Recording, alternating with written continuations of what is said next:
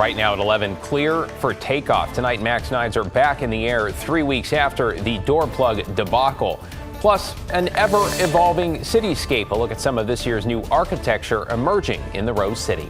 And later, Portland Marcato is like a symbol. It's like an icon to the Latin community.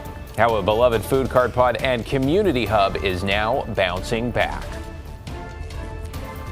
Good evening, everyone. It is 43 degrees on this Friday night with the rain coming down fast and furious in the Rose City. Welcome to the weekend, everyone. It seems like we're just getting started here. Thanks for joining us. I'm David Molko along with Ashley Grams. Ashley, it is already feeling like a super soaker.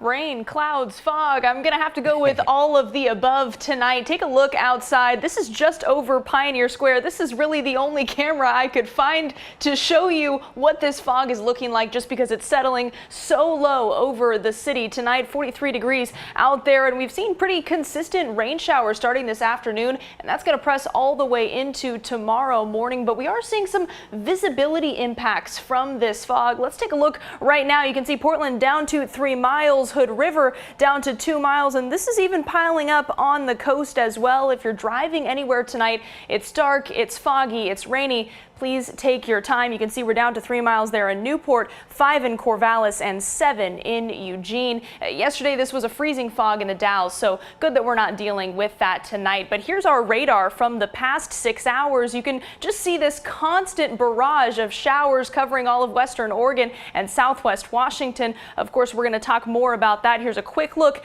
at your weekend weather update. Your 7-day forecast coming up. David? Thanks, Ashley. See you in a few. Developing this evening, Alaska Airlines is slowly starting to return Boeing 737 MAX 9 jets to the air 3 weeks to the day after a piece of a fuselage blew out over Portland. And while the exact cause remains under investigation, regulators say the aircraft, with proper inspection, is now safe to fly. Catherine Cook talked with passengers who are on board one of the first flights tonight. The flight landed here around 7:15 from Las Vegas, with many on board having spent some time rolling the dice in casinos. As for how risky the flight felt, many tell us they didn't even realize they were boarding a MAX 9 this evening. They would have liked to have known.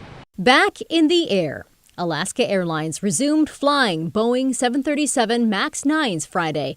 The first flight departed from SeaTac to San Diego. The plane was part of the first fleet to have completed inspections. All MAX 9s had been grounded since January 5th after a door plug blew out minutes after takeoff from PDX. That forced Alaska 1282 to make an emergency landing. Federal transportation investigators are still working to determine what went wrong. At PDX on this night, the first MAX 9 touchdown from Las Vegas. Tom Coots was on board. I did not know, but after I sat down, I saw the seat card that it was a 737 MAX 9, and I thought, oh, okay, we're flying again, and I didn't think too much about it, actually. Other passengers, like Robin West, thought a lot about it. If you'd known it was a MAX 9, I would have asked to change to another flight. Robin says she hadn't heard that the FAA approved an inspection and maintenance process for the planes on Wednesday, clearing the way for airlines to resume flying MAX 9s. I think they should have told us at least that the planes were changing to this type of airline. It was scary, that's for sure. I had a lot of anxiety when it first happened. Stephanie just flew here from LA. She wasn't on a MAX 9, but recent events have influenced how her family, including her baby son, travels. Instead of having him be a lap infant, we purchased another seat so that we could have him strapped into a car seat just because I was concerned about what could happen. Alaska says inspections on all 65 of its MAX 9s should be completed by the end of next week, allowing the airline to resume its complete flight schedule. United plans to resume flights on MAX 9 jets on Sunday.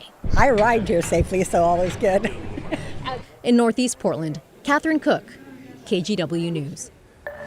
Also developing tonight, the owners of a family-owned funeral home in Vancouver are trying to assess the damage after it appears a fire sparked in their crematorium. No one was in the building at the Evergreen Memorial Gardens on Thursday night when that fire broke out. It caused the roof to partially collapse. The head of the fourth-generation business told us this has had a big impact on her family, and they have spent the day reaching out to clients who may be directly affected. Our primary focus is the care for the families that have entrusted their loved ones to us. For some, we just don't have answers quite yet, so that's been the answer for a few, in that we're going to be transparent and let them know as soon as we have answers. We will let them know. Well, the damage means they have not been able to get inside the building, which is separate from their chapel. No word yet on the cause.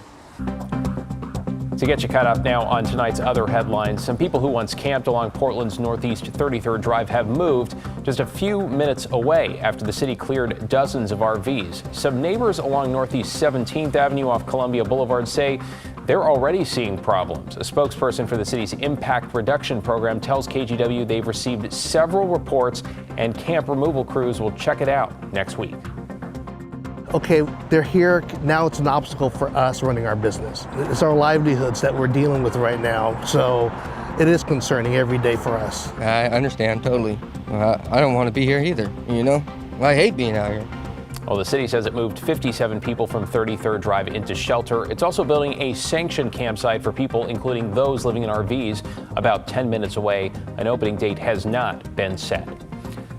Well, Amtrak service is once again disrupted between Portland and Seattle tonight. That's due to some sort of weather-related issue on the tracks. Amtrak expects trains to be suspended through at least Sunday afternoon and says it's working to get buses to affected passengers. And happening now, a traffic alert if you're planning to cross the Willamette this weekend, with the Morrison Bridge closed until 5 Monday morning. Crews have some maintenance and cleanup work to do on the bridge's gears. That work will also continue next weekend, when the bridge will be closed again from Friday evening until early Monday morning. A popular food cart pod and cultural hub for Latino people has partially reopened. The Portland Marcato in Southeast Foster was seriously damaged by a fire 3 weeks ago. While standalone food carts were for the most part okay, the building housing a bar, some businesses, and indoor seating was largely destroyed. It's only now that some carts are back in business, though it's only takeout now. We caught up with the Hacienda Community Development Corporation, which created the hub.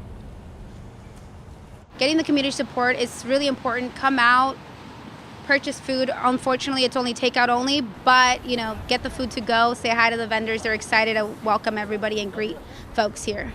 Got to support them. Fundraising efforts to help the Marcato and its businesses recover are ongoing. We have a link to that in our article. It's up right now at KGW.com. New at 11, we're taking a look at some of the projects that could impact Portland's housing and commercial market this year, one of which is the brand new terminal at PDX. I cannot wait to see this. This is slated to open in the spring, transforming your experience with a mass timber roof and bringing nature and lots of light inside, of course, along with new local shops and restaurants.